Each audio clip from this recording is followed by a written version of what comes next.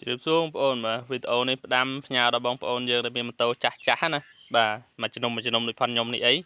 មកពីធ្វើហើយជួនកាលទៅជិះអលុតណាបងប្អូនណាបាទជិះអលុតវាមិនមែនចេះតែអលុតទេបាទវាបើខូចបេនជិះលែងអលុតលែងឆេះវិញហើយបាទអលុតធាក់លែងឆេះហើយបើខូចបូស៊ីក៏អលុតលែងឆេះដែរទាល់តែយើងស្កឹះស្គៀលវាណាស់បាន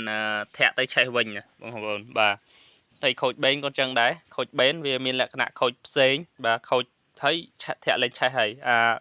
ខូចបែបខ្ញុំមកបង្ហាញនេះខូចជីវានឹកឃើញអលុតជីវទៅទុកចោលជួនកាលទៅនឹកឃើញវាឆេះវិញទៅបាទកំពុងតែជីនឹកឃើញវាអលុតក៏អលុតទៅបាទអលុតអត់ឲ្យតំណែងយើងទៅហើយនឹកឃើញវាឆេះក៏វាឆេះវិញទៅបាទបញ្ហាហ្នឹងមិនមែនមកពីបេនទេបងប្អូនហើយក៏មិនមែនមកពីបូស៊ីដែរបញ្ហាមាន2ទី1គឺមកពីក្របសាំងបងប្អូនបាទក្របសាំងយើងចាស់ទៅវាចិត្តអានេះបាទចិត្តអានេះពេលវានៅថ្មីអានឹងវាកលវាមានវងមួយសម្រាប់កលជាមួយអានេះអញ្ចឹងវាមានហើយតាមរុននេះបើមានហើយតាមរុននេះវាមានហើយតាមរុនហ្នឹងទៅវាធ្លាក់សាំងទៅបេនបងប្អូនបាទធ្លាក់សាំងទៅបេនគ្រប់គ្រាន់ដល់តែវាចាស់មែនតែនទៅភាគច្រើនម៉ូតូចាស់វាសឹកអាវងនឹងអស់ហើយបាទវាសឹកអាវងនឹងអស់ហើយដល់ពេលយើងក្របចិត្តក្របទៅយើងមួលម៉ណែនការពារសាំងកពុបណាអញ្ចឹងវាចិត្តវាហូរសាំងតែមួយបេនវាលែងហូរបងប្អូនវាលែងហូរអញ្ចឹងពេលយើងជីអស់តែមួយបេនហ្នឹងវាអត់ធ្លាក់សាំងទៅទៀតបាទអញ្ចឹងជួនកាលទៅយើងជីអស់មួយបេនហ្នឹងអាលុតបាត់ហើយបាទអាលុតបាត់ហើយបងប្អូនយើងចេះឆ្ងល់មិនជាអាលុតជួនកាលទៅផ្លុំទៅឆេះវិញបងប្អូនបាទអញ្ចឹងវាមានអាការៈដែលបើកក្របសាំងហើយផ្លុំទៅឆេះជីបាន20-30 ម៉ែត្រអលុត100 ម៉ែត្រអលុតឬក៏ជីមកសន្ទុះអលុតជីមកកណាត់ថ្ងៃអលុតអីអាហ្នឹងបងប្អូនអាចសាកល្បងធ្វើតាមខ្ញុំបានគឺមកពីបេនបងប្អូនបាទបងប្អូនដោះ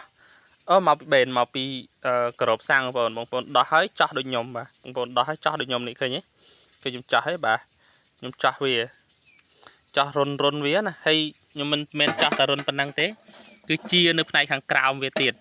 បាទដើម្បីឲ្យមានខ្យល់ចេញចូលហ្នឹងហើយយ៉ានេះពិបាកយកដោយសារខ្ញុំដៃមួយជាហៀងបាទខ្ញុំយកបងប្អូនមើលអូនចាញ់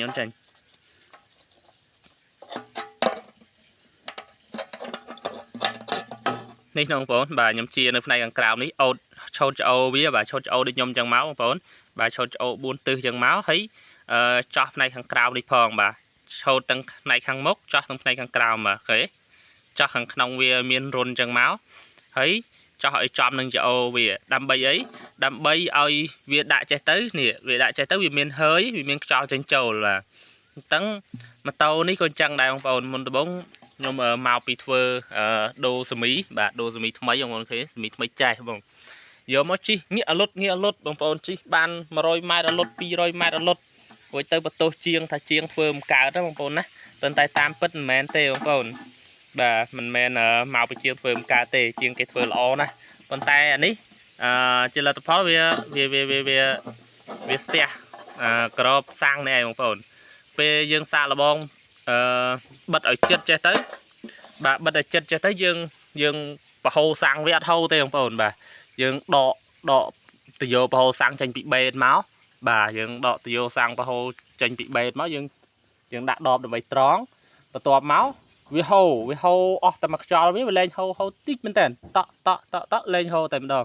នៅពេលណាដែលយើងបើកក្របសាំងវិញវាហូរវិញហូរវូវិញបាទអញ្ចឹងបានន័យថាវាស្ទះអាក្របសាំងនេះណាបងប្អូនណាស្ទះក្របសាំងនេះបងប្អូនអញ្ចឹងមិនថាតែម៉ូតូទេម៉ាស៊ីនប្រភេទផ្សេងក៏អញ្ចឹងដែរដូចជាម៉ាស៊ីនច្រាំដឡូម៉ាស៊ីនបូមទឹកក៏អាចអញ្ចឹងដែរម៉ាស៊ីនកាត់ស្មៅទេបងប្អូនអាចស្ទះក្របសាំងដូចគ្នាហើយបញ្ហាទី2នោះมันស្ទះក្របសាំងទេប៉ុន្តែស្ទះប៉ោលវានៅតែនេះបងប្អូនខ្ញុំមិនបានជាដោះឲ្យបងប្អូនមើលទេបាទប៉ុន្តែប៉ោលហ្នឹងបងប្អូនអាសាដោះលាងខ្លួនឯងទៅបាទឬក៏ឲ្យជាងដោះលាងទៅបាទប៉ោលហ្នឹងវាមានតួនាទី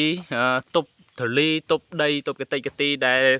យើងចាក់សាំងពីបេនមកវាហូរមកជួនកាលម៉ូតូយើង